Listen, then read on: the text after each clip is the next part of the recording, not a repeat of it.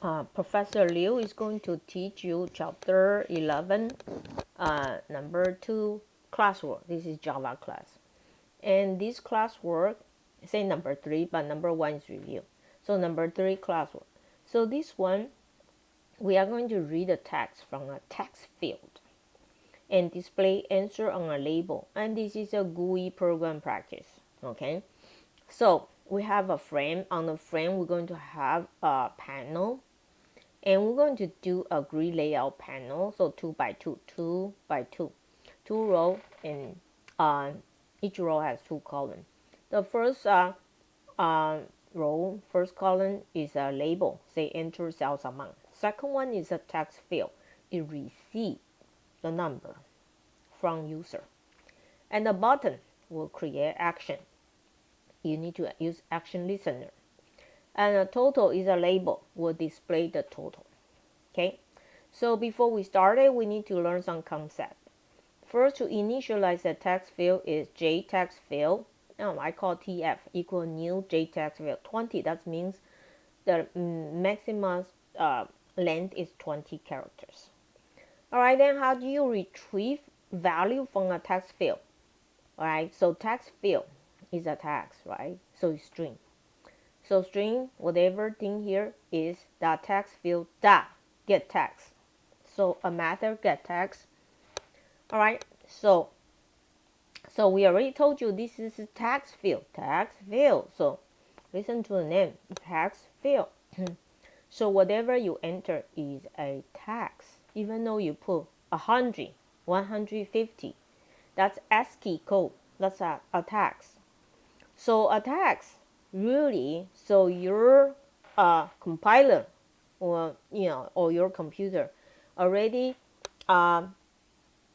label that's a text. So it really cannot do plus minus arithmetic. You can, unless you're going to convert to a number. So if you want to convert to an integer, you do integer.object, Integer.object.parseInt.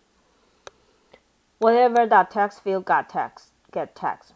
Then if you want double integer, another example, if like our example is sales amount. Sales amount really is a double because decimal numbers. So double value equal, okay, the object is double, capital D. Double.parseDouble, okay. So then whatever the text field get text. So we convert that to a number. So double and integer, those are numbers. Numbers are allowed you to do arithmetic. So, all right. So now once they are number, we're going to put it back to your label. Listen, that's a label, right? So label, we need to put on the label's text box, text property, again text. Whenever text is a string. So we have to, this time is converted backward right now. So we're going to integer to string. So convert it to a string. If that's a double to string, convert it back to string. Then we can write on the label. So the label, all right, so that's a label right here. To write it is setText. So whatever you're going to write here, for example, I'm going to set text as my total, that's my double. I have to change that to a string. Then I put in back to label 2. All right, so for this question, there's one unique part is we are going to have a static variable as a global variable, which used to accumulate the total amount. So static variable remain in the memory, and also retain the value. So let's see how we do this one. Okay. In order to do this one, I already gave you a starting out file. Okay, starting file, and you have a click listener and you have use click listener. So we already have the starting file. So this way you don't need to start from the blank. Okay, so let's do it. So I have a new friend here.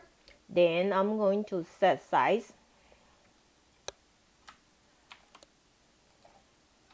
All right, so let's do this. Okay, fine. The 300, 200 will be fine. All right, maybe let's do it 400, 300, a little bit larger. And let's set our title. So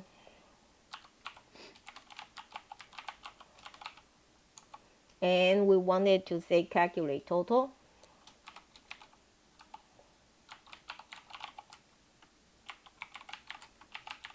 All right, so that's what we want to say. And then so we have a close button. All right, so we have that right now. So this part is ready right now. So we are going to start with our panel. Okay, so we say J panel.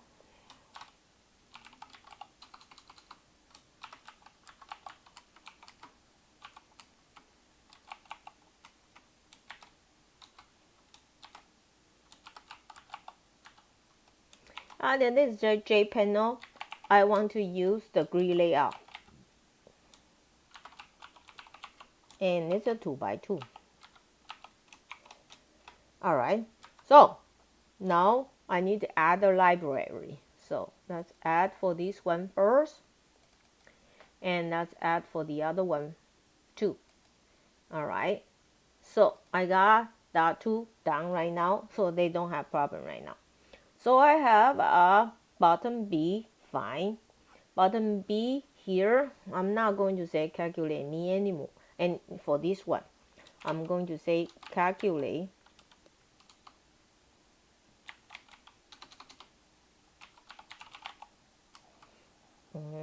total amount. All right, so we do that right now. All right, so once we have that, okay, I have button, that's fine right now. All right, so I need a label. So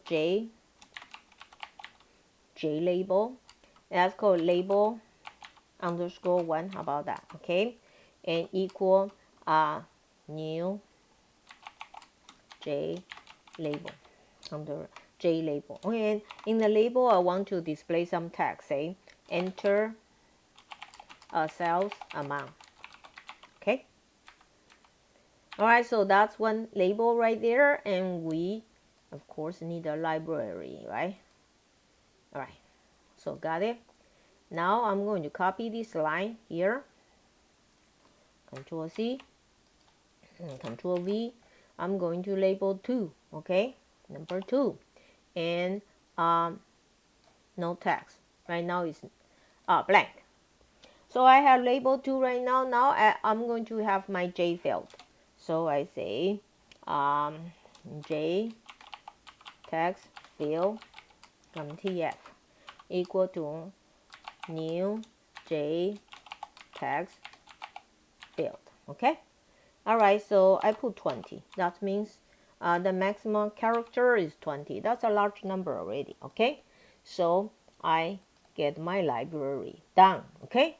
So I already have a button, I already have a 2 label, and I have a text field. Okay, so I'm okay right now. Let's add it. P is my panel. I'm going to add the first one. My first column, the first one, the first row, first column is label 1. All right, so that's the first one. And P that I add. The second one is a text field. I add a text field, okay? And the second row right now. And so I'm going to add a button, okay? Then the second row, second column right now, okay? I'm going to add my label 2. Label. All right. Now, and I'm going to friend add, no, sorry, my friend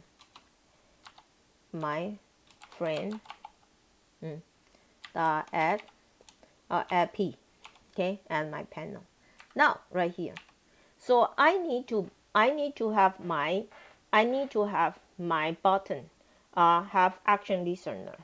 As I told you, action listener is associated with this frame only. So there's an action listener here in another class. It is not effective write the action listener into another class. The reason is this action listener is only associated with this frame.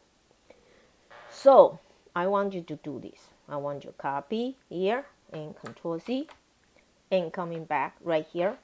All right. So and press enter right here. So I want you to actually write as an inner class. This is logic because whatever this, when you click the button, the action you write here. Now the action was before we say we wanted to button click. Now it's different story right now. So we're going to say this. We're going to say double call value. This value is going to take from that text field. So text field get text. But remember that's a text field, right? Text, all right? So that's literally is a text. So you have to double first and parse double. So we have to convert. Double parse double, just convert. Convert what? tf.getText and get text. All right. So whatever you text got from the text, notice it looks like a number 120 this and that, but that's a text. Once you got that, and I'm going to add to my total. Okay. Then this time I want to tell you, this time the total I want to be accumulate because I will click the button every time I have a new cell. Okay. So if I write the total, if I declare total inside this click button, so the value will reset to 0 after I finish click the button. You understand? Second time you click the button, the total becomes 0. In order to retain, remain in the memory and retain the value, it has to be the total has to be a global variable, okay, and also has to be static. So you're going to what I'm typing. So you are going to type private, okay, and has to be static. It's okay, and double and equals 0. All right. So it is a global variable. It is static. So it remains in the memory and it retains the value. Once you do that, you do the accumulation, then you're going to write. You're going to write on your label to set text. So you say this. Label underscore 2, all right, and the set text. Set text. Let me write it. Set text. All right, right here. One more T is help. Set text right here, and I'm going to say. Now remember, double is the decimal number. So let me make it to become a string. All right, so convert it back to string. All right, and I'm going to put total right here. All right, so right now I'm doing this. So my action listener, and I have to call action listener. I'm going to create a object called listener and new click listener. So my b.action listener right now, I already got my size. I don't need that anymore. So my friend set visible to true. All right. So once I finish that, I actually don't need this anymore. I actually don't need this anymore.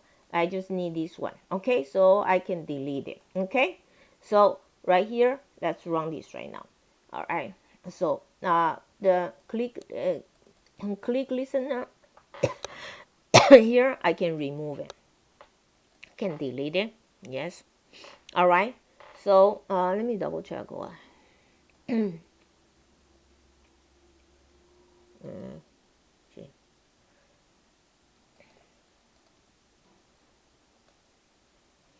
Let me see.